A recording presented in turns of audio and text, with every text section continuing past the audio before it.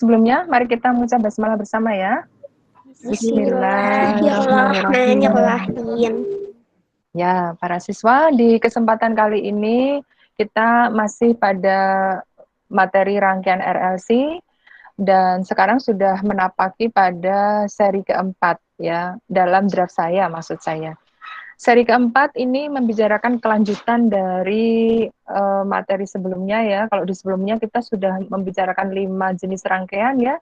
R murni, L murni, C murni, kemudian seri RL, seri RC. Nah, sekarang kita masuk kepada seri pamungkasnya yaitu RLC ya.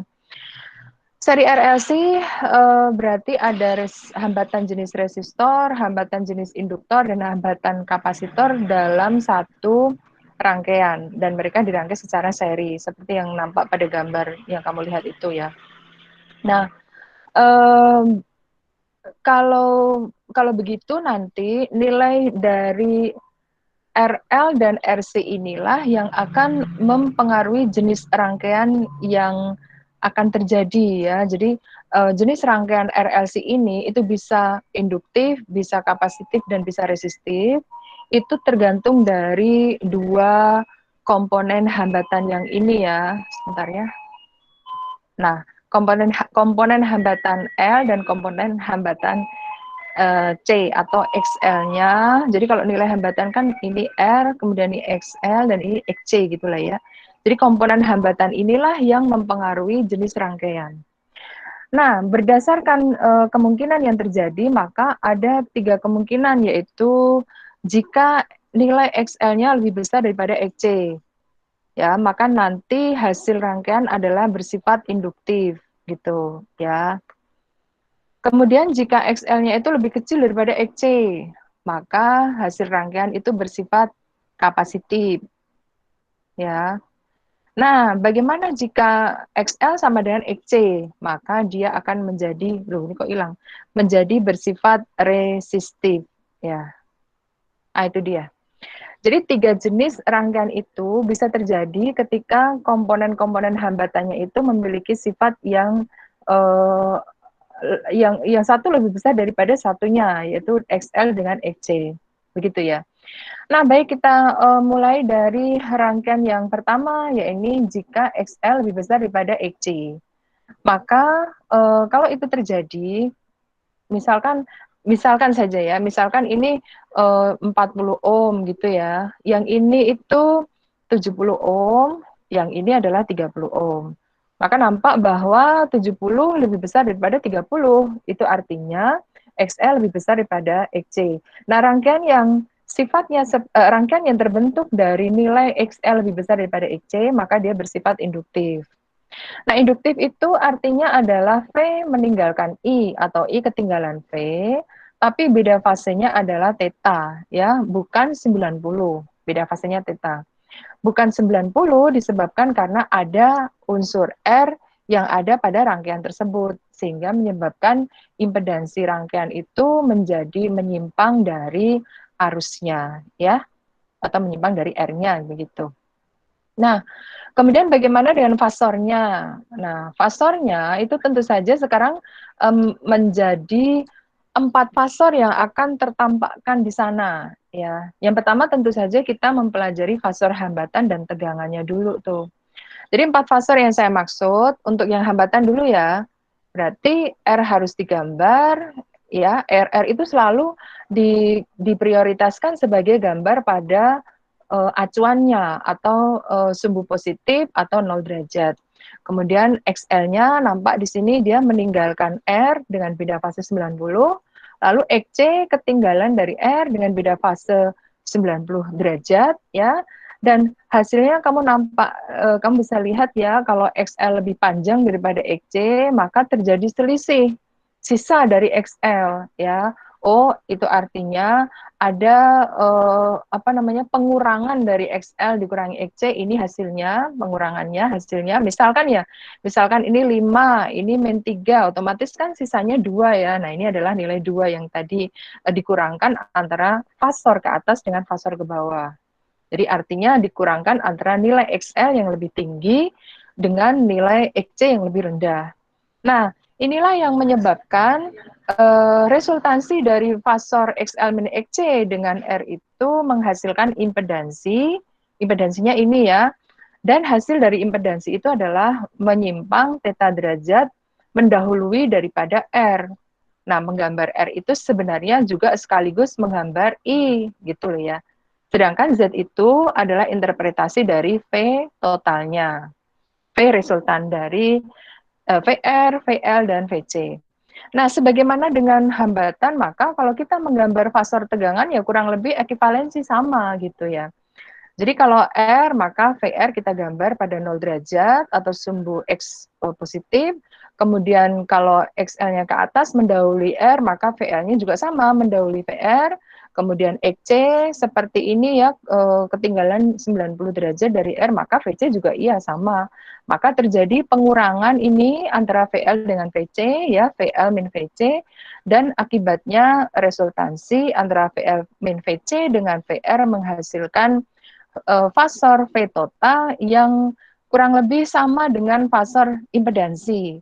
Nah, kamu lihat bahwa V total itu ternyata menyimpang theta derajat mendahului daripada VR. Ingat, menggambar VR itu adalah menggambar I dan sekaligus menggambar R. Itu adalah fasor dari hambatan dan tegangannya. Nah, kelanjutannya adalah fasor dari I dengan V dengan I ya, V dengan I. Jadi yang biasa kita gambar selain fasor hambatan, fasor tegangan juga fasor dari finalnya yaitu V dengan I. Nah, kalau V sebagai acuan berarti V kita gambar 0 derajat atau maksudnya sumbu X positif ya. Lalu I-nya tadi dia berbeda theta derajat ya, ini ya berbeda theta derajat. Maka dengan demikian I-nya digambar itu mundur theta derajat ketinggalan dari V seperti ini ya. Atau kalau I sebagai acuan, maka I-nya yang kita letakkan pada 0 derajat atau sumbu, alah jadi bulat 0 derajat atau bulat lagi. Maaf ya, ini mungkin harus saya bebaskan ini. Nah, ini kali itu ya sebentar ya, saya hapus dulu ya. Jadi nggak nyaman deh akhirnya. Wah, kok nggak bisa dibuka, nggak bisa dihapus. Baik, saya lanjutkan saja ya. Ini 0 derajat, maka V totalnya itu meninggalkan I dengan beda fase theta. Ini adalah bagian fasornya. Nah, sampai di bagian fasor, barangkali ada yang ingin disampaikan. Silakan kalau ada.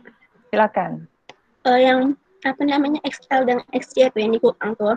Kenapa hasilnya 2 bukannya 5 dikurangin 3 tuh 8? Ini ke atas 5, ke bawah 3. Vektornya fasornya ke atas dikurangi dengan apa ya? Maksudnya ditambah dengan fasor ke bawah. Ya otomatis kan 2, 5 dikurangi 3. Ya kalau dia ya kalau begini jadi 8 nih 5, kemudian ini berapa ini? 3 gitu ya, jadi 8 totalnya gitu. Kalau ke atas semuanya ke atas berarti resultannya dijumlahkan. Yang satu kan fasornya ke atas, yang XC-nya ke bawah, berarti resultansinya ya dikurangi yang atas kurangi yang bawah gitu loh maksudnya. Masih belum paham? Paham, Bu. Nah, ya udah. Ya udah, ada lagi? Kalau enggak ada saya lanjutkan ya, supaya waktunya ini bisa tercukupkan ya. Ingat ini kita durasinya sangat sebentar loh ya. Baik, saya lanjutkan saja ya. Baik para siswa, itu tadi tentang fasor dari rangkaian yang sifatnya adalah induktif ya. Nah, sekarang bagaimana dengan persamaan gelombang sinusoidalnya? Persamaan gelombang sinusoidal itu selalu tidak lepas dari fasor ya. Fasor ini terutama fasor finalnya, aduh malah ya Allah, fasor finalnya ya antara V dengan I. Nah, kalau V sebagai acuan, maka tentu saja kita menuliskannya sin omega T plus 0 ya. Nolnya nggak usah dijumlahkan, nggak usah ditampilkan juga nggak masalah kan. Kemudian I-nya kamu lihat kamu bisa perhatikan bahwa I-nya itu ketinggalan theta berarti minus theta. Itu menunjukkan bahwa I tertinggal dari V. Kalau I-nya sebagai acuan berarti gantian sekarang ya. I-nya kita gambar, I-nya kita tulis pada keberangkatan 0 derajat, artinya ini sebenarnya tambah 0 derajat, sedangkan V-nya itu ditambah dengan theta, karena dia mendahului arus, begitu ya. Sifat dari rangkaian induktif. Nah, kayaknya nggak ada persoalan ya di persamaan sinusoida ya. Saya lanjutkan di grafiknya sekarang. Nah, grafik itu tidak lepas juga kaitannya dengan persamaan sinusoidanya gitu loh ya. Nah, sekarang kalau V sebagai acuan ya, V sebagai acuan maka tentu saja seperti penjelasan yang kemarin nih, saya ngulang lagi nih. V-nya kita gambar pada sumbu X positif. Kita gambar mulai dari 0 derajat lah ya Allah. Nah, ini dia. Kita mulai dari ini, lalu kita gambar grafik sinus ya, biasa begitu, dan seterusnya. Lalu I-nya kita jatuhkan pada ketinggalan, artinya dia kita jatuhkan pada posisi negatif, tapi tidak boleh maksimum ya, karena perbedaan fasenya hanya theta derajat gitu. Jadi kita jatuhkan di sebelah sini. Nah, sehingga nampaklah bahwa ini adalah I dan seterusnya ya. Agak licin ya pet saya. Oke, begitu dia. Jadi yang kamu perhatikan adalah yang bagian sumbu Y-nya ya, bagian ininya. Nah, gitu. Bagaimana kalau I sebagai acuannya? Sama ya, kalau I sebagai acuan maka tentu saja I yang kita gambar pada 0 derajat. Nih, kita mulai dari 0 derajat adalah I, jadi ini dan seterusnya. Kemudian V-nya itu meninggalkan I, tapi hanya theta derajat saja. Belum sampai 90. Berarti saya gambar posisi V pada positif tetapi tidak sampai maksimum ya. Nah, maka setelah itu saya gambar dan seterusnya seperti ini. Ya, ini adalah menggambar grafiknya. Nah, kalau kita ingin mengkomparasi ya antara resistif dengan induktif yang kita maksud ini bagaimana? Berarti gambarnya saya kembalikan saja dulu arusnya yang saya geser ini. Nah, awalnya adalah begini grafiknya. Awalnya adalah resistif, baik V dengan I satu fase. Ini adalah grafik sefase atau grafik resistif.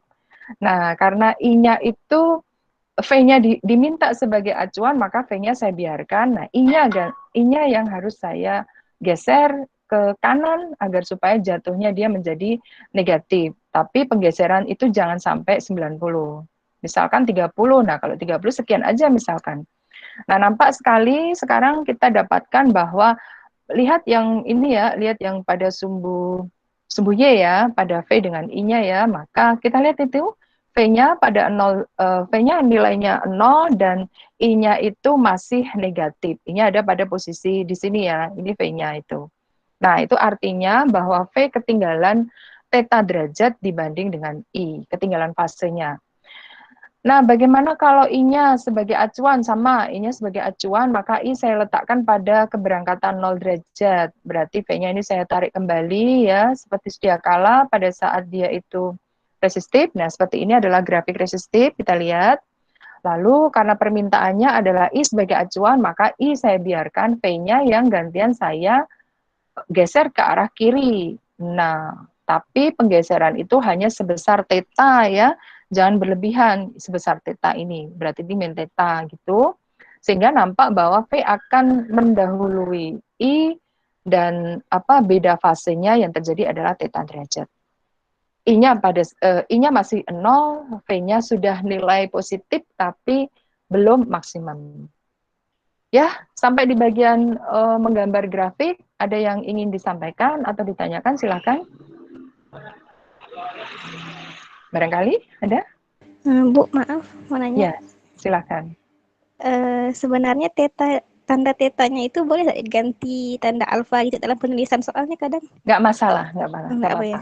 Nggak apa-apa. Namanya sudut itu bebas-bebas saja ya kita menginterpretasikan ya di matematika itu kan juga bisa theta, bisa bisa apa lagi ya, bisa alfa, bisa beta, bisa gamma gitu kan. Segitiga misalkan kalau di pelajaran matematika itu kan begini ya, ini adalah sudut alfa, sudut beta, sudut gamma gitu kan. Ya nggak masalah, itu hanya penamaan sudut itu kan nggak harus theta gitu. Ya saya mengambil theta ya itu boleh-boleh saja, kalau pengen yang lain ya nggak masalah gitu. Begitu ya. Ada yang ingin disampaikan lagi? Baik, kalau tidak ada saya lanjutkan ya. Nah tadi poin keempat tentang persamaan gambar grafik ya, persamaan dan gambar grafik. Sekarang persamaan kelistrikannya. Nah tentu saja kita berarti ke sini aja lah ya. Nah, persamaan kelistrikan berarti kita lihat ini ada R. Alah, kok malah saya hapus sih? Bentar ya. Ada R, ada XL, ada XC. Nah, R itu sudah bernilai ohm ya. Ya sudah, berarti pada ujung-ujung R ini ada tegangan PR. Pada ujung-ujung L itu ada tegangan VL dan ujung-ujung VC itu ada tegangan VC. Ujung-ujung C ya. Berarti pada ujung-ujung R ada tegangan VR yang nilainya adalah I arus yang melewati rangkaian dikalikan dengan R-nya. Kemudian kalau untuk XL ya, kalau kita ngomong hambatan berarti XL jangan L ya. XL itu tentunya adalah omega kali L, sehingga ada nilai tegangan pada ujung-ujung kumparan itu, yaitu sebesar I kali XL. Kemudian untuk yang C ya, yang XC gitu ya, XC itu adalah 1 per omega C. Nah, berarti ada VC yang nilainya adalah I kali XC, gitu ya. Nah, karena rangkaian itu adalah sifatnya itu induktif ya, sifatnya induktif sehingga ada Z kan ya, Z itu hasil tadi ya ini. Nah, fasornya kamu lihat tuh ya, Z itu adalah hasil penyimpangan karena adanya resultansi R dengan XL min XC atau dilihat sini juga bisa. Nah, berarti Z itu ya, Z itu adalah akar dari kalau kita lihat ya persamaan ini, kamu lihat ini, yang ini ya. Maka kalau kita buat segitiga, segitiga ini tetanya, lalu ini adalah Z-nya, ini adalah R-nya, dan ini otomatis sekarang namanya jadi ini, XL min XC gitu ya, XL min XC gitu. Oh, berarti Z itu awalnya kan begini ya, Z kuadrat ya. Bentar saya hapus dulu deh. Nah, oke ya. Awalnya itu adalah, aduh, agak susah pakai words nih. Z kuadrat sama dengan R kuadrat ditambah XL min XC kuadrat ya. Jadi kalau kita menginginkan Z saja, berarti Z sama dengan akar dari, gitulah ya, R kuadrat ditambah XL min XC kuadrat, gitu ya. Itu adalah nilai dari impedansi.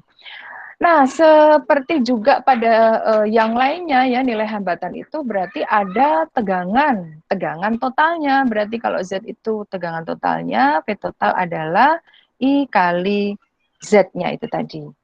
Nah, kamu lihat itu penyimpangan ya, penyimpangan pada sudut theta, maka kita cukup menggunakan cos theta ya. Jadi cos theta itu adalah R per Z.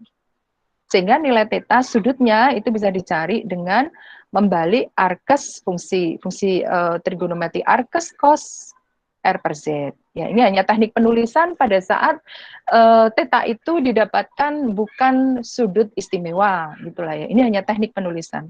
Atau bisa juga kalau kita menggunakan fasor tegangan, sama juga fasor tegangan, berarti ini ya fasor tegangan yang ini maksud saya, oh kalau begitu bisa juga cos theta itu didefinisikan sebagai PR per V total gitu ya.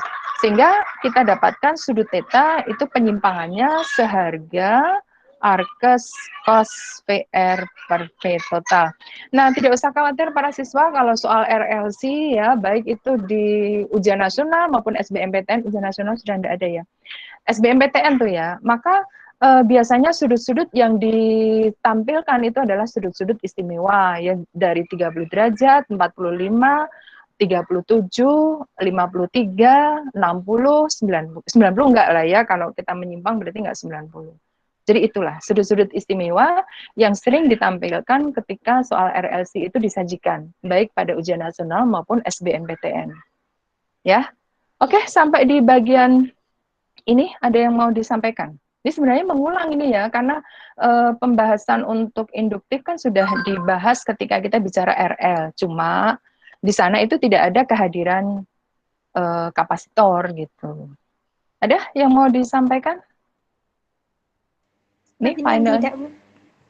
Cukup ya, berarti ya sudah paham ya. Baik, kita lanjutkan dengan kita lanjutkan dengan yang bagaimana jika XC-nya lebih besar daripada XL ya. Misalkan saja ini ya, tapi ini sudah harus jadi R ya. Sudah jadi tegangan maksud saya. R, kemudian ini XL dan ini XC ya. Misalkan saja ini 40 ohm ya. Tapi yang ini itu hanya misalkan saja 30 ohm, yang ini 50 ohm. Nah, gitu dia. Itu artinya XC lebih besar daripada XL. Oh, rangkaian yang seperti ini maka nanti akan bersifat kapasitif ya.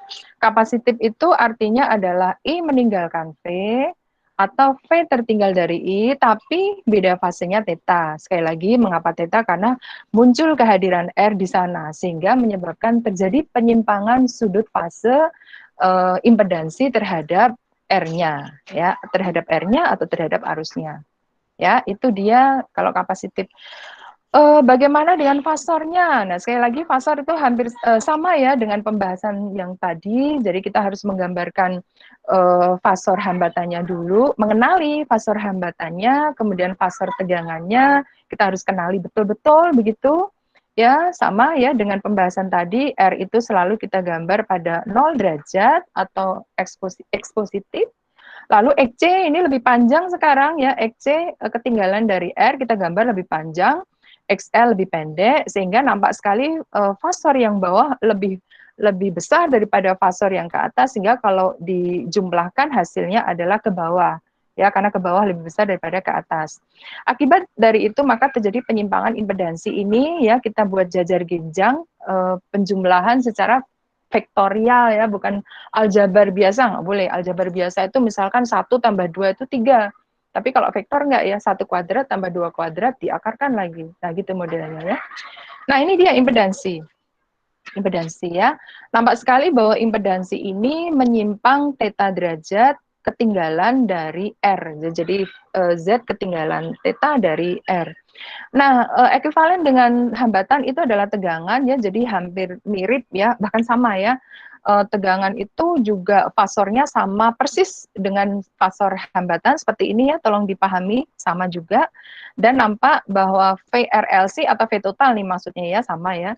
V total itu ketinggalan theta terhadap VR. Nah, menggambar VR itu adalah menggambar I atau menggambar R. Jadi nampak di sini tegangan itu ketinggalan theta fase dari I atau fase ketinggalan tegangan itu adalah theta gitu aja ya.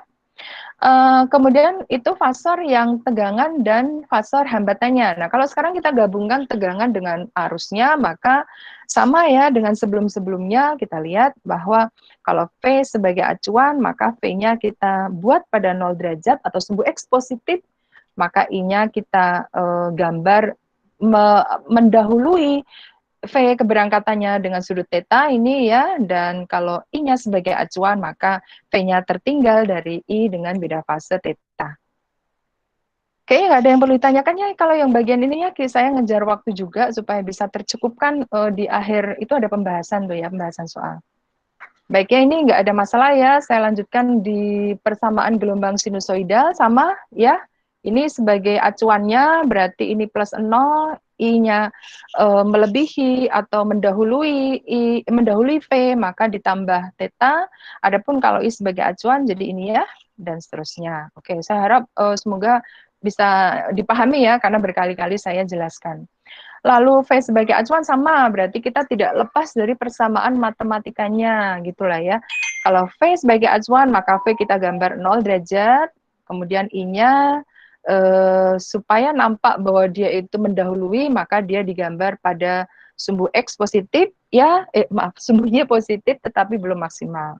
Demikian juga kalau I-nya sebagai acuan ya, I-nya sebagai acuan ya, jadi I-nya kita gambar pada 0 derajat, sedangkan V-nya itu ketinggalan diminuskan berarti diposisikan di bawah lalu digambar seperti biasa gelombang sinusoidal.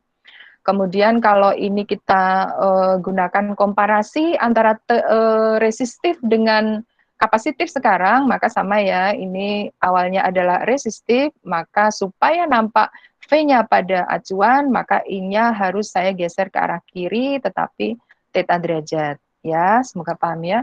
Kemudian kalau ini apa namanya V-nya sebagai I-nya sebagai acuan, maka gantian V ya. Harus saya geser ke arah. Nah, ini geser ke arah kanan ya. Nah, ini adalah resistif, maka saya geser tapi jangan sampai maksimal. Inilah hasil dari grafik antara V dengan I yang menunjukkan bahwa dia berjenis kapasitif. Ada yang mau ditanyakan kayaknya?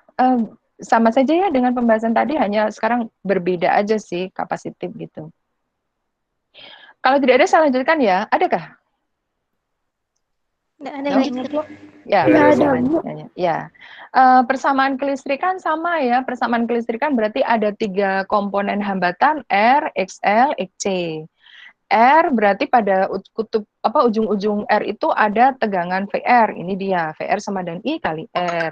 Kemudian di ujung-ujung XL ada tegangan VL berarti I kali XL. Di ujung-ujung kapasitor juga ada VC, tegangan VC yaitu I kali XC. Hati-hati ya, XC adalah seper omega C, VL adalah omega kali L. Kemudian Z-nya impedansi tidak lepas dari tadi ya fasor yang atas tadi itu. Nah, ini sama ya impedansinya akar dari R kuadrat tambah. Jadi para siswa ini nih jangan diapalin rumusnya, tetapi pahami fasornya, kemudian grafiknya dan seterusnya sehingga rumus ini tuh enggak perlu diapalin gitu. Kamu meluncur dengan sendirinya ya. Misalkan gini, oh ini R gitulah ya. Kemudian XC lebih tinggi, lebih besar daripada XL, berarti XC-nya lebih besar, lebih panjang gitu. Gambar aja seperti ini. Tapi XL-nya lebih kecil gitu. Nah, seperti inilah ya. Oh, sehingga ini akan meniadakan sehingga ada selisih, ini adalah XC min XL gitu ya. Lalu diresultansikan hasilnya adalah Z, ini adalah theta gitu ya para siswa. Nah, di situ nampak ada theta, berarti sama juga kalau tegangan ya, sama ya kurang lebih. Nah, itu ada theta, berarti untuk mencari sudut theta cukup kita gunakan cos ya. Cos theta adalah apa ya? R per Z, sama seperti tadi, berarti theta adalah arkes cos R per Z, dan seterusnya. Ya, sampai di bagian ini ada yang ingin disampaikan? Halo? Kalau tidak saya lanjutkan ya. Sepertinya tidak ada, Bu. Lanjut ya, Bu. Ya, baik. Nah, sekarang bagaimana kalau nilainya sama persis ya? XL sama dengan XC. Misalkan saja ya, ER itu nilainya 50 ohm. Nah, ini misalkan 40 ohm, yang ini juga sama 40 ohm. Nah, berarti sama kuat nih ya nilainya. Karena sama kuat, maka ini akan saling meniadakan nilai XL dengan XC. Nah, kalau sama kuat atau sama dengan seperti itu, maka rangkaian akan bersifat resistif. Nah, rangkaian yang bersifat resistif itu dikatakan sebagai ada terjadi resonansi. Tapi resonansi RLC ya, bukan resonansi yang terjadi pada bunyi, sumber bunyi yang dulu kita pelajari di kelas 11, bukan itu. Nah, karakteristiknya karena dia resistif, maka V dengan I sefase gitu ya. Satu fase berarti berhimpit pada waktu-waktu yang sama ya. Tiap waktu dia memiliki harga ekivalen yang sama. Fasornya, nah kamu lihat nih ya, ini sama kuat nih dengan ini, berarti saling meniadakan. Oh, dengan demikian R sama dengan Z. Demikian juga dengan fasor tegangan, jadi VL sama kuat dengan VC, berarti VR sama dengan V total, gitulah ya. Lalu fasornya V dengan I lah, ya ini berarti satu fase, jadi tidak ada yang saling mendahului gitu, tidak ada. Persamaan sinusoidalnya sama ya, jadi kamu lihat sudutnya tidak ada yang saling mendahului gitu ya. Jadi sama-sama berangkat pada sudut yang sama.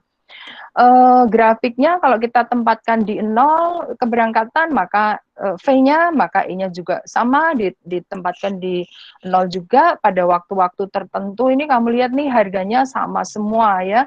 Pada saat ini katakanlah ini T1 dia maksimum, ini T2 mereka dua-duanya itu 0 semua, T3 dia maksimum fase bawah mereka berdua, ini T4 dan seterusnya sama semuanya. Sama maksudnya ekivalen harganya itu sama gitu ya. Ini dia kalau dikomparasi nggak ada yang dikomparasi karena resistif ya.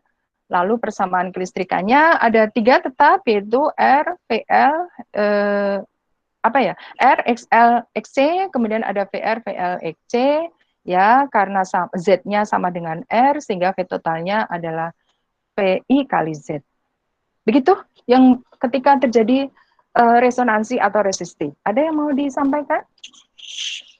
Ada tidak? Ibu, maaf. Ya, silakan, silakan. Ya. Resonansinya itu kayak gimana, Bu?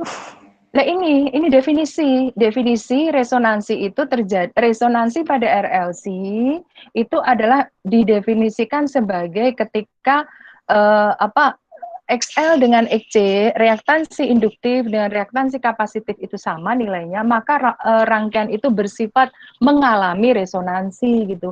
Resonansi itu apa? Ya ini XL sama dengan XC, itu definisi gitu loh maksudnya. Ya, nanti ada frekuensi resonansi berapa itu ada.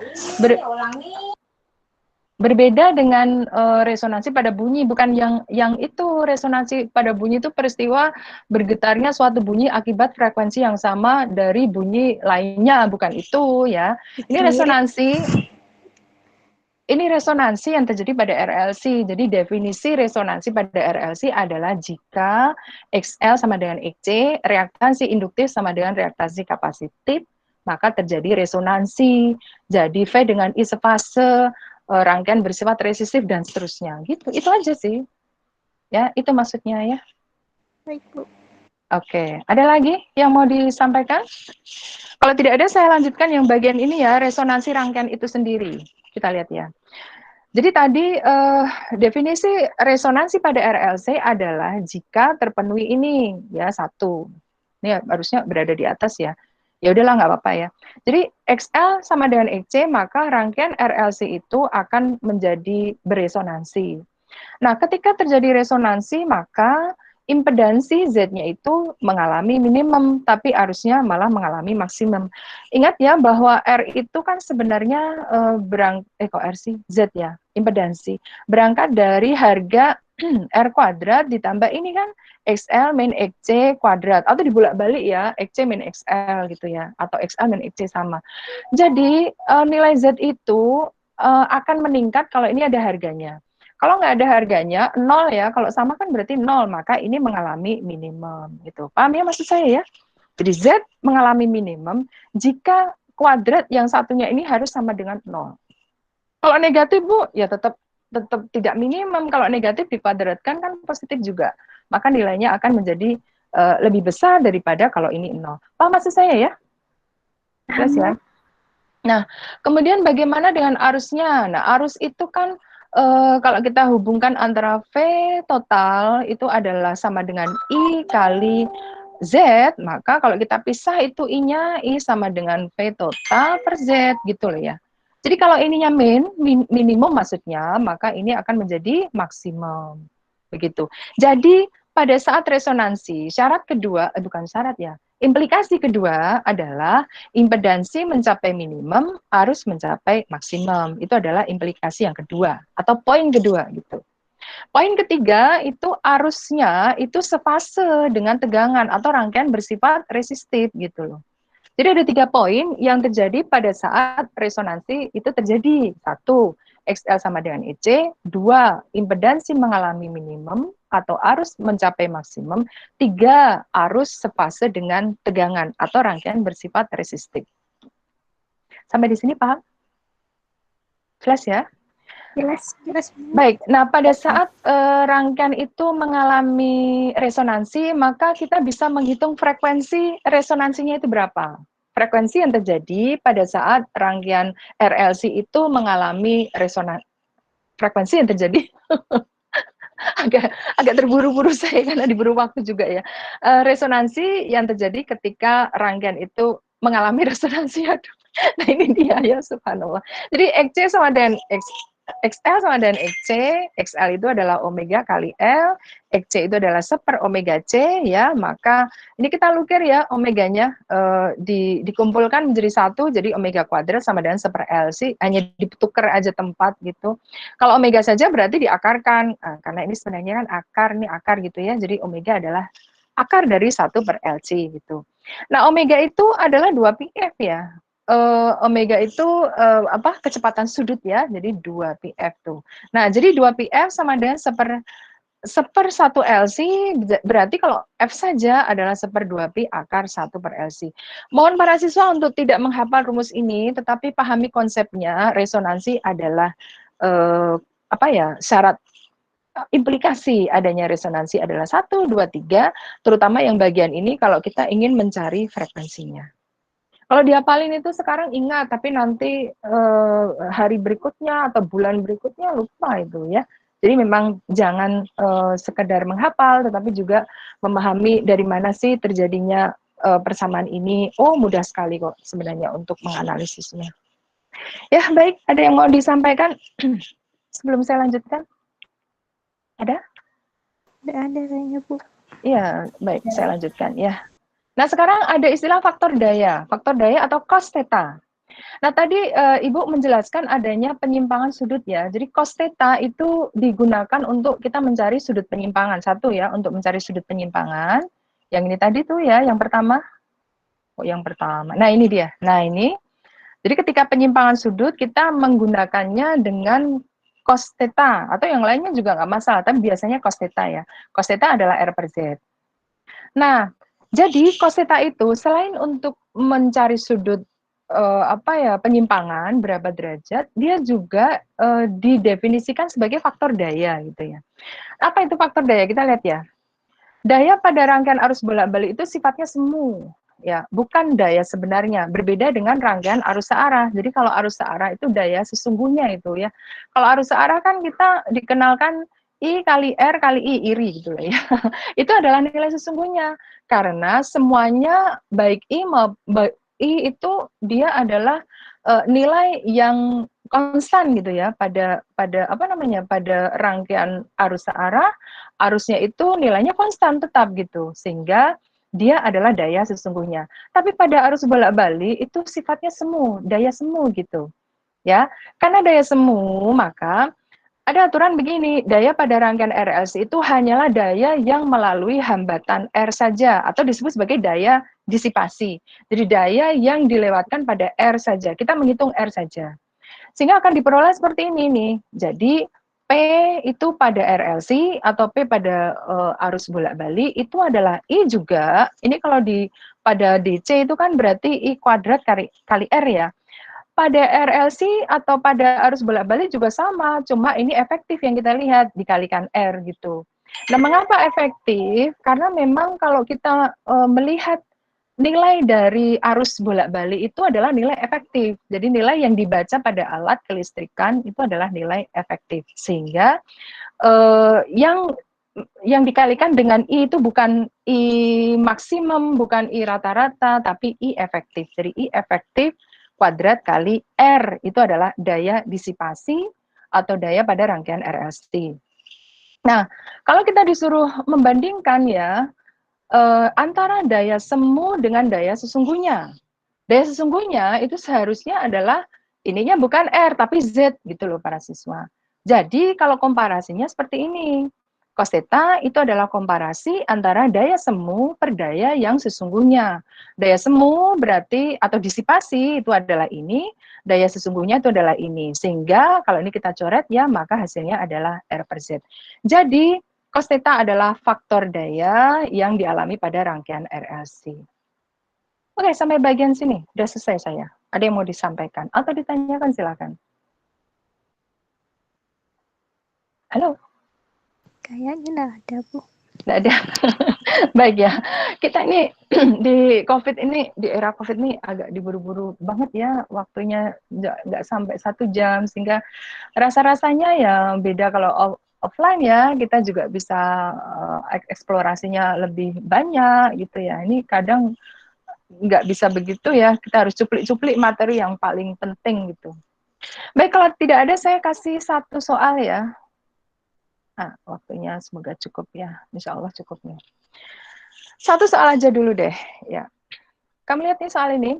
Rangkaian seri RLC itu terdiri atas resistor 200 ohm, induktor 0,8 Henry, dan kapasitor itu 8 mikrofarad. Berarti komponen ketiganya ada semua ya. Sehingga ada R, yaitu 200 ohm, ada L yaitu 0,8 Henry, maka harus kita jadikan XL dulu ya para siswa ya. XL itu adalah omega kali L. Nah, L-nya ada tuh. Omeganya dapat dari mana? Dapat dari persamaan ini ya. Kamu lihat ya. Rangkaian tersebut memiliki persamaan tegangan ini. Kamu lihat ini nih. Nah, ini. Ini artinya yang di depan itu, yang di depan sinus itu adalah Vm. Ingat ya, komparasinya bahwa V itu adalah Vm, gitu sin omega T, gitu ya. Sehingga 200 itu adalah Vm. Vm adalah 200, bukan V efektif ya, Vm, V maksimum. Sedangkan 500 itu adalah omeganya berarti. Kalau kita komparasikan sama dengan omega, berarti omega sama dengan 500 radian per sekon. Nah, berarti kita masukkan ke harga XL ini ya, 500 dikali dengan 0,8. Ya, berapa ya ini? 40 berarti 400 ohm ya, 400 ohm.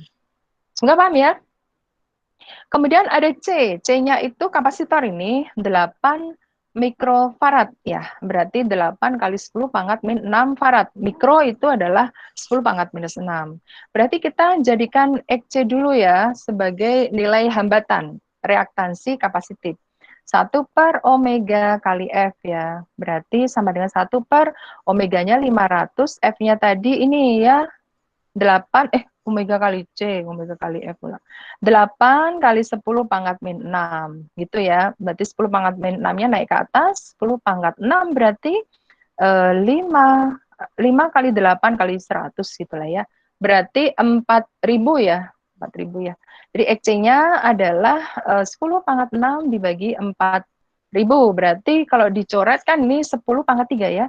10 atau 1000 dibagi 4 berarti 250 ohm. Ini dia hasilnya. Sampai di bagian sini paham tidak nih? Paham, Bu. Paham, Bu. Baik. Nah, sekarang kita lihat tentukan karakteristik rangkaian. Nah, kalau hasilnya seperti ini kira-kira karakteristiknya apa tuh? Resistif, induktif, atau kapasitif?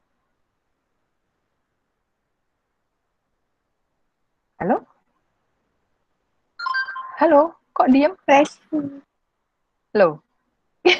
XL-nya 400, XC-nya 250. Jadi rangkaian bersifat siapa yang lebih besar? XL. Nah, jadi apa dong? Resistif. XL lebih induktif ya. Jadi karena XL lebih besar daripada XC, maka dia akan bersifat induktif ya. Induktif artinya apa? Apa coba? Induktif artinya tegangan mendahului arus dengan beda fase theta atau 90? Theta. Theta. Kenapa theta? Karena ada Penyimpangan. R ya, ada R, maka terjadi penyimpangan theta. Ya, saya lanjutkan. Gambarkan diagram fasornya. Berarti B di sini ya, diagram fasor. Berarti R-nya saya gambar 200, ini mewakili sumbu X positif berarti ini ya. Ini R sama dengan 200 ohm. Kemudian SL-nya 400, berarti saya gambar ke atas 400. Tentunya lebih panjang daripada 250 ya. Kita kira-kira nanti tuh. XL 250, 400 sorry, 400 ohm. Lalu si C-nya itu 250 berarti lebih kecil ya. Kira-kira seginilah. Ya, ini adalah XC 250 ohm. Nah, berarti di atas di bawah. Berarti dikurangkan ya, ada sisanya nih. Nah, ini adalah XL min XC ya. Berarti harganya adalah berapa ya? Berapa nih? 150 ohm. Nah, itu dia. Nah, kemudian setelah itu kita resultansikan dengan cara vektorial buat jajar genjang. Nah, ini adalah impedansi atau Z. Ini adalah diagram fasornya. Jelas ya? Lalu hitunglah impedansi. Impedansi itu berarti Z-nya. Nah, Z itu sebenarnya kan begini ya, akar dari gitu ya, 200 kuadrat ditambah 150 kuadrat kan ya, 150 kuadrat.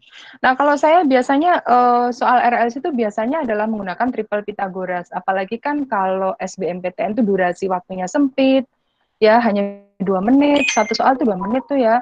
Berpikirnya nggak boleh lebih dari 2 menit, kan kita juga harus membulet-buletin jawaban LJK kan, masuk COVID selamanya kan enggak ya. Berarti SBMPTN ada kemungkinan kan untuk masuk perguruan tinggi kemungkinan besar kan SBMPTN gitu ya. Nah, sehingga saya menggunakan metode ini biasanya perbandingan pada triple Pythagoras tuh. Nah, kita lihat ya. Ini triplenya adalah kan ada triple 3, 4, 5 ya, triple Pythagoras yang ini nih. Ini kalau ini 3, ini 4, ini pasti 5 nih siku-siku ya. Jadi 3 kuadrat tambah 4 kuadrat adalah 5 kuadrat, gitu loh ya. Nah, kalau ini, kamu lihat ya, ini ada 150, ini 200, berarti kan ini sisi panjang tuh ya. Berarti kalau saya letakkan ya, ini 150, 200. Ini kan berarti kali 50. 3 kali 50, 150, 4 kali 50, 200, 5 kali 50, 250. Oh, berarti Z-nya pasti ketemunya 250 ohm. Gitu caranya ya, mudah ya. Paham ya? Ya kamu nyari ini ya silahkan, tapi kalau biasanya saya jelaskan bahwa untuk RLC biasanya itu menggunakan triple Pythagoras. Oke, kalau sudah tidak ada saya lanjutkan yang D ya, yang D. D itu persamaan gelombang sinusoidal untuk arus I. Nah, arus I itu dia karena sifat dari rangkaian adalah induktif, maka dia tertinggal fase theta gitu lah ya. Ya kan? Karena induktif ya. Rangkaian induktif berarti arus I itu persamaannya tuh ini harusnya tuh. I sama dengan I maksimum sin gitu kan. Omega T min theta kan gitu ya. Itu menunjukkan bahwa I tertinggal dari tegangan ya, arus tertinggal dari tegangan dengan beda fase theta. Nah, berarti theta harus kita cari berapa sudutnya. Mencari theta mudah saja. Ini kan theta ya. Nah, berarti cos theta adalah R per Z gitu. R-nya tadi berapa ya? R-nya tadi 200 ya. 200 dibagi Z-nya 250. Berarti ini 4/5. Nah, 4/5 itu adalah sudut istimewa. Ya, ingat ya, sudut istimewa itu tidak hanya 30, 45, 60, 90, dan seterusnya, tapi ada juga 37 dan 53, karena dia membentuk triple Pythagoras. Saya ulangi yang gede ini ya, bisa gedekan lagi tuh. Triple Pythagoras ya, ingat-ingat ya. Ini siku-siku ya, ini perbandingan 3, 4, 5. Maka yang di depan sisi pendek itu adalah sudut 37. Ini di depan 3 dan di depan sisi panjang itu adalah 53 derajat gitu.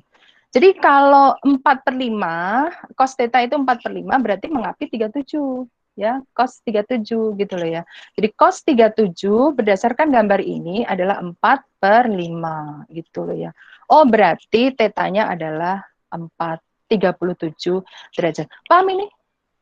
Ini udah pernah saya terangin ya di kelas 10 ya. Udah saya terangin ini. Ingat, ini 345, triple Pythagoras 345 itu adalah sudut istimewa. Jadi sudut istimewa tambah lagi tuh ya, selain 0 derajat, 30 derajat, 37 derajat, 45 derajat, 53 derajat, 60 derajat, 90 derajat. Nah, ini ada ini nih. Ini adalah triple 345 ya, semoga paham ya. Nah, tetanya udah dapat kita. Ini tetanya udah dapat. Cuma IM-nya belum nih. Berarti kita harus cari IM dulu tuh ya. Ya, nyarinya pakai yang warna lain ya supaya tidak terkontaminasi. Jadi kalau untuk mencari IM kan antara hubungan antara V total gitu ya. V total sama dengan IM kali Z kan gitu ya. V total adalah IM kali Z. Nah, jadi IM-nya itu adalah V total dibagi Z gitu ya. V totalnya berapa tadi tuh ya V totalnya? V total. V maksimum 200 ya, berarti 200 dibagi Z-nya yang mana Z-nya? Z-nya 250. Nah, 250 berarti 4/5 is 0,8 ampere. Ya, berarti saya sorot ke bawah ya, sebentar ya. Nah, berarti dengan demikian persamaan untuk gelombang sinus arus I adalah 0,8 sin omega T min 37 derajat dengan satuan ampere. Itu ya, semoga paham ya. Dan terakhir finalnya, gambarkan grafik V dan I dalam satu sumbu koordinat. Baik, jadi begini para siswa. Untuk menggambarkan itu, maka kita jadikan si V itu sebagai, kan persamaan V-nya tadi apa ya? V sama dengan berapa tadi? 200 sin 500 T ya. 200 sin 500 T. Ini jadi kalau sempurnanya itu harus omeganya harus jadikan 500 juga, lupa saya. Jadi I sama dengan 0,8 sin 500 T min 37. Karena syarat dari RLC itu frekuensi atau kecepatan sudut baik arus dengan tegangan harus sama. Jadi kedua gelombang itu harus memiliki frekuensi yang sama. Berarti ini harus sama ini ya. Semoga paham ya. Itu syarat RLC itu dulu ya. Nah, berarti gambarnya adalah kalau I-nya itu kita letakkan pada keberangkatan 0 derajat, maka si arus itu tertinggal 37. Berarti saya gambar dia. Agak licin, mohon dimengerti ya. Aduh, enggak bisa. Aduh, bentar-bentar ya. Karena licin pet saya itu. Ya, bismillah. Nah, gitu ya. Saya gambar V dulu nih. Ini adalah V. Kemudian arusnya misal ini V ya. Saya gambar misalkan arusnya lebih tinggi dari V gitu, nggak masalah sih ya. Karena itu bukan kuantitas antara V dengan I ditunjukkan siapa tinggi siapa tidak, tetapi siapa mendahului siapa gitu ya. Maksud saya adalah saya ganti yang merah lagi untuk persiapan yang I. Itu tertinggal 37, berarti apa namanya grafik yang resistif saya geser ke kanan atau ke kiri, coba pikirkan. Supaya dia jatuhnya negatif. Ke kanan ya. Berarti ini 37 ya. Kemudian ini kan 180, berarti nanti jatuhnya di sini 180 ditambah 37. Berapa ini ya? 217. Kemudian yang ini dulu ya, yang ini 360. 360 ditambah 37, berarti 397. Nah, ini nanti jatuhnya I harus ada di sini, di titik-titik ini. Ya, karena digeser ke kanan gitu. Demikian juga ketika jatuh di maksimum, katakanlah maksimumnya posisi I ini dan sebelah, atau lebih pendek, lebih panjang aja deh ya. Nah, ini. Maka digeser juga 37, ini kan 90 ya. Ini kan kalau kita urutkan kan 90 ya, maksimum pada V itu 90. Berarti 90 ditambah 37, berapa ya? 17, 127 ya. Berarti saya geser 127.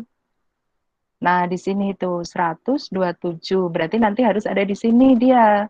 Terus ada di sini titik-titiknya gitu loh, para siswa. Dan satu lagi, ini maksimum fasa bawah untuk yang P itu kan 270 ya ini. Ya, sudut 270 paham ya? Halo, kok diem? 270 ditambah 37. Nanti pelajari lagi lah karena waktu juga nggak cukup saya. 307 berarti saya geser ini pada 307. Nah, gini dia. Berarti nanti gambarnya seperti ini ya. Mohon maaf ya bila kurang bagus ya. Ini karena licin sekali, licin luar biasa nih para siswa. Nah, gitu. Nah, ini adalah I-nya. Oke, paham para siswa? Ini adalah grafik antara V dengan I, ini adalah time. Semoga paham, ya? Insya Allah paham, Bu. Oke, ya. Nanti kalau belum paham, silakan dibuka lagi videonya ya, karena ini agak cepat, sehingga rekamannya bisa kalian lihat lagi untuk memperjelas pemahaman. Ya, saya paham ya dengan kondisi yang cepat kayak seperti ini. Tentu saja bagi pemula, ya barangkali kalian tidak pernah menggambar grafik ya. Dulu kalau zaman saya waktu SMA itu kelas 10 itu pertama kali disuruh menggambar grafik, disuruh bawa kertas milimeter. Aduh, ribet. Jadi gambar grafik itu kita sudah terbiasa sebenarnya ya. Baik, para siswa, dari saya barangkali itu saja yang bisa saya sampaikan. Semoga apa yang saya jelaskan ini bisa menambah ilmu buat kalian, terutama untuk rangkaian RLC ini ya. Berikutnya, di pertemuan berikutnya insya Allah saya akan coba kumpulkan beberapa soal yang ada di SBMPTN terutama ya, karena ujian nasional sudah tidak ada lagi, berarti grade soal harus saya tingkatkan kepada grade soal SBMPTN yang biasanya itu dikeluarkan pada seleksi bersama masuk perguruan tinggi negeri. Baik, dari saya cukup sekian para siswa, saya mohon kalian tetap mentaati protokol COVID-19 ya, kalau tidak ada keperluan apapun, stay at home, di rumah saja, dan kalau seandainya keluar ya gunakan masker, sering-sering cuci tangan dengan sabun, dan jangan lupa untuk selalu berjarak satu dengan yang lain minimal 1 meter ya. Dari saya cukup sekian, aduh lelah saya. Kita akhiri dengan alhamdulillah para siswa. Alhamdulillahirrahmanirrahim. Ya, demikian saja dari saya. Assalamualaikum warahmatullahi wabarakatuh. Waalaikumsalam warahmatullahi wabarakatuh.